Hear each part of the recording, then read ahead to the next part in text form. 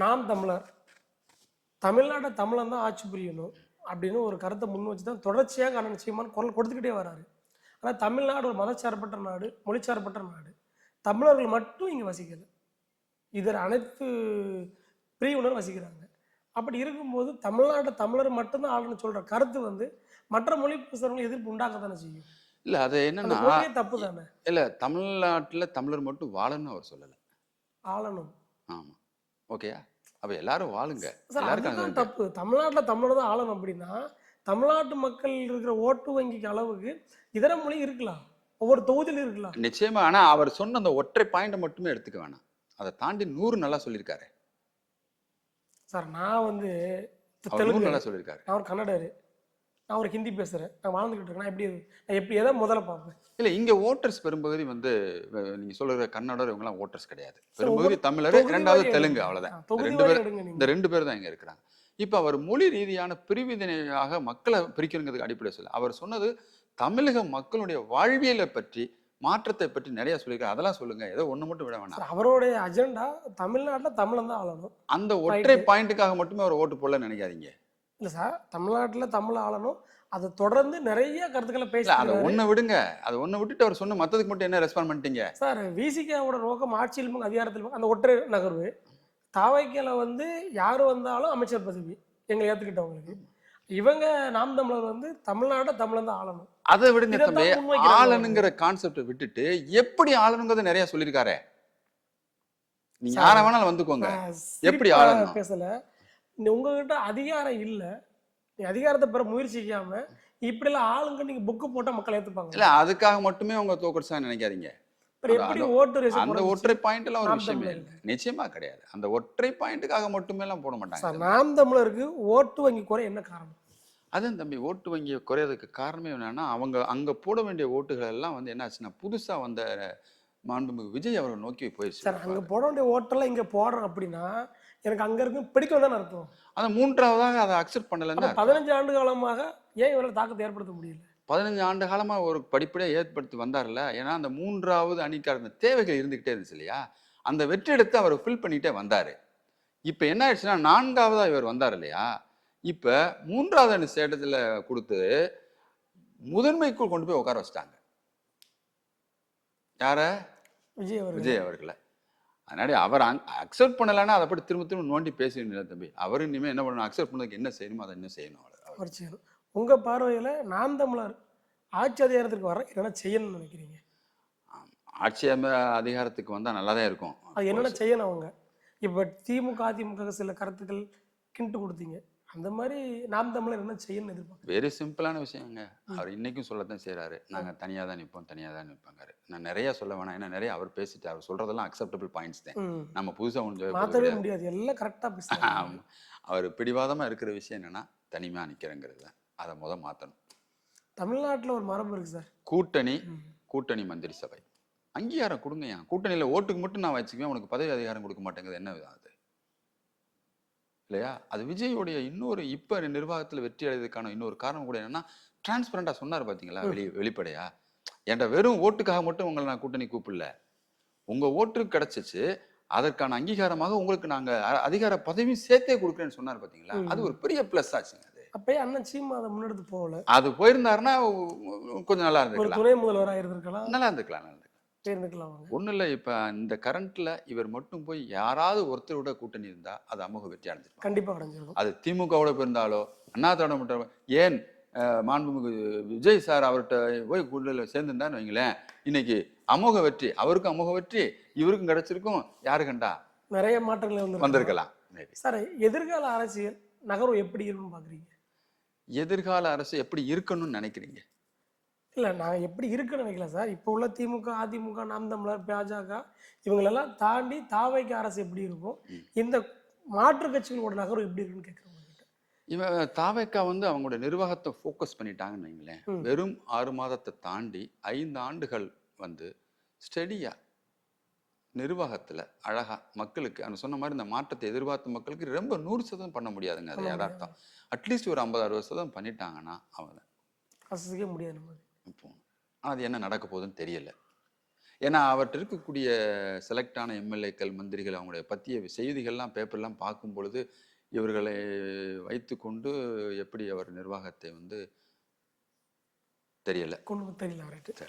இந்த துணை முதல்வர் பதவி ஏன் அப்படியே இன்னும் வச்சுக்கிட்டே இருக்கிறாங்க தாவேக்கா? அது இப்ப எப்படி இருக்கோ பார்க்குறீங்க? துணை முதல்வர் யாரும் கொடுக்கல இல்ல. யாருக்குமே கொடுக்கல. அந்த இடம் வெற்றிடமாவே இருக்குது. என்ன காரணம்னு கேட்குறேன். இல்ல அது துணை முதல்வருங்கிறது பொதுவா தமிழ்நாட்டுல இல்லவே இல்லை இல்லவே ஆக்சுவலா. இல்லை. இப்ப கலைஞர் கருணாநிதி ஐயா இருந்த நாடி தன்னுடைய மகனுக்கு கொடுக்கறதுக்காக துணை முதல்வர்னு ஒன்று உருவாக்குனார் வழிய. வேற வழி இல்லாம எடப்பாடி அவர்கள் வந்துட்டு அவங்க கான்ட்ரவர்சியில ஓபிஎஸ் திருப்திப்படுத்துறதுக்காக துணை முதல்வர் கொடுத்தாங்களே, இவங்க விரும்பிலாம் கொடுக்கல யாரும். இல்ல ஒரு மரபு வந்து இதுவரைக்கும் இல்லை. இல்ல ஆனா உருவாக்கிட்டாங்க. அதனால அந்த மரபு வேணாம்னு நினைக்கிறாங்க. நினைக்கலாமா இருக்கலாம். இல்லை யாரையாவது கொண்டு வர முயற்சிப்பாங்களா? துணை நீங்க முதல்வர் வந்து சந்தித்த மக்கள் என்ன ஆக்சுவலா சொல்லியிருக்காங்க? வந்து முதல்வர் மந்திரி அவ்வளவுதான். ஓ. துணை முதல்வர் நடுவில் தேவையில்லை. எதிர்க்கையா துணை அது முதல்வர் ஆப்வியஸா எல்லாருக்குமே தெரியுது. திருப்திப்படுத்த கொடுக்கப்பட்ட பதவி தான். திருப்திக்காகத்தான். மேடம் நிர்வாக ரீதியாக அது தேவையில்லை. கட்டாயமாக தேவையில்லை. அது இங்க இருக்கிற அரசியல் சூழ்நிலைக்கு இந்த நேரம் தேவையில்லை. ஆமா. சார் தொடர்ச்சியாக நம்ம அரசியல் நகர்வு வந்து மக்களை பற்றி சிந்திக்காம இந்த எம்எல்ஏக்கள் மினிஸ்டரும் போய் பதவி செல்வாக்குக்காக போய் இணைஞ்சிருந்தாங்க மாற்றுக் கட்சியில். இப்போ இடைத்தேர்தல் ஒன்று உருவாகுது. ஆல்ரெடி ஒவ்வொரு தொகுதிக்கும் 20 கோடி ரூபா செலவழிச்சுக்கிட்டு இருக்கு தமிழ்நாட்டில். திரும்ப ஒரு 7-8 தொகுதிக்கு இடைத்தேர்தல் வரும் பொழுது ம், அதற்கு உண்டான செலவு மக்களோட வரிப்பணம் தானே. ம். அப்போ தாவேக்கா அரசு வந்து மறைமுகமா தமிழக நிதியை செலவு பண்ணத்தானே செய்யுது. நிச்சயமா ம். நிச்சயமா இந்த இடைத்தேர்தலில் அவங்க இவ்வளவு அவசரப்பட்டு எடுத்துக்க வேணாங்கிறது. இது மக்கள் வரிப்பணம் தானே சார். ஆமா நிச்சயமா என்னுடைய கருத்தும் கூட தான். அவசரப்பட்டு வேணாம். இது திணிக்கப்பட்ட இடைத்தேர்தலாக தெரியுது. இப்போ தாவேக்கா அரசு நம்ம விரும்புகிற எண்ணங்கள் அங்கங்க கொஞ்சம் குறைபடுதோ அப்படின்னு மக்கள் வரும் நேச்சுரலி வரும்ல. வராதுன்னு அவங்க நினைக்கிறாங்க. பட் சின்ன சின்ன விமர்சனங்கள் வரத்தான் செய்யும்.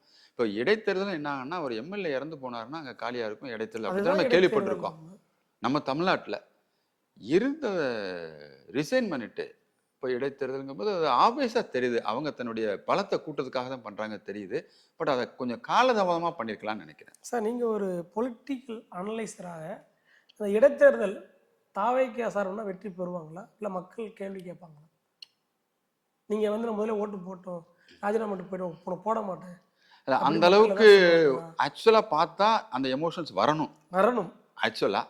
ஆனால் பொதுவாக நம்ம தமிழ்நாடை பொறுத்த மட்டும் இடைத்தேர்தல்கள் பெரும்பாலும் ஆளுங்கட்சி தான் ஜெயிச்சிருக்கு. இடைத்தேர்தல் உள்ளாட்சி எல்லாமே ஆளுங்கட்சி தான் பெரும்பாலும் சைக்கலாஜிக்கலாவே மக்கள் என்ன ஆயிடுவாங்கன்னா வரப்போகுது. ஆளுங்கட்சிக்கு மாற்றா போட்டு என்ன அப்படியே போட்டுங்கிற ஒரு இது வந்துடும். தெரிஞ்சு போதில்ல ரிசல்ட் தெரிஞ்சு போகுது. வட இந்தியாவில் அப்படி கிடையாது. எதிர்கட்சிகள்லாம் இடைத்தேர்தலில் ஜெயிச்சிருக்காங்க. எம்பிலேயே எதிர்கட்சிகள் ஜெயிச்சிருக்காங்க. நம்ம தமிழ்நாட்டில் இப்போ வரைக்கும் எங்க பாருங்க பார்ப்போம். ஒரு மரபு கட்டமைக்கப்பட்டுருச்சு இடைத்தேர்தல் அப்படின்னு. அப்படி அந்த நம்பிக்கையில தான் இவங்க என்ன பண்றாங்க, தைரியமாக டிசைன் பண்ணுங்க பார்த்துக்குவோம் விசில் சின்னத்தை நிக்க வச்சு ஜெயிக்க வச்சிடலாங்கிற அதீத நம்பிக்கை வந்ததே காரணம் என்ன, கடந்த கால மக்களுடைய நிலைப்பாடை பார்த்துட்டேன். இவங்களுக்கு வழிகாட்டி கொடுத்துட்டாங்க, அதனால ஈஸியா பண்றாரு. ஆனால் எப்படின்னு தெரியல. ஏன்னா இப்ப மக்கள் வந்து வழக்கமா மாத்தி மாத்தி திமுக அதிமுகனே போட்டுட்டு இருந்த மக்கள் உங்களுக்கு மாத்தி போட்டிருக்காங்க இல்லையா? கண்டிப்பா எங்கோ ஒண்ணு யோசிச்சிருக்காங்கல்ல. அந்த யோசனை ஒருவேளை எங்கிட்ட வந்து ரிஃப்ளெக்ட் ஆச்சுன்னா என்னையா எங்க முன்னாடி இப்ப ஒரு லட்சம் கூட நிதியை ஒதுக்கல, அதுங்களே ரிசைன்மெண்ட் கொண்டு போயிட்டீங்களா, எங்க பணத்தை எப்படி விரயம் பண்றீங்களா நீங்க, அவங்களால அக்செப்ட் பண்ண முடியாம போச்சுன்னா. கண்டிப்பாக சார் வீத லீடர் அண்ணாமலை அவர்களால ஒரு மாற்றத்தை உருவாக்க முடியுமா தமிழ்நாட்டில்? ஒரு விழிப்புணர்வை உருவாக்கலாம், பட் மாற்றத்தை உருவாக்க முடியுமா என்பது தெரியல. அவரும் சொல்லல கூட்டணி சேராத பட்சத்தில் மாற்றத்தை ஆட்சி அதிகார மாற்றத்தை உருவாக்க முடியும். இல்ல அவர் தமிழ்நாட்டில் வந்து பாஜகவோட ஹம்சா துரந்தர ஹம்சா அப்படிங்கிற மாதிரி ஒரு பிம்பம் கட்டமைக்கப்படுது. அதை எப்படி பாக்குறீங்க? எப்படி பாரதிய ஜனதாவுடைய இன்னொரு ஹம்சா துரந்தர படத்துல வந்து மாறு இடத்துல போய் ஆட்சி பண்ணுவாங்க. அது மாதிரி பாஜகவோட நிழல் மாறு இடம் தான் அண்ணாமலை அப்படின்னு ஒரு கருத்து இருக்குது. அதை எப்படி பாக்குறீங்க? இல்ல அப்படி அவங்க நிழலா போட்டுதான் இருக்குன்னு அவசியம். அப்படின்னா அவரே தலைவரா போட்டு போயிருப்பாங்கல்ல. இல்ல இங்க மக்கள் என்ன அப்படின்னா நான் பாஜக தான் எதிர்ப்பேன், வேற எதிர்க்க மட்டும் தமிழ்நாட்டில் அப்படிலாம் ஒன்றும் விவரம் தெரியாத மக்கள்லாம் இல்லை.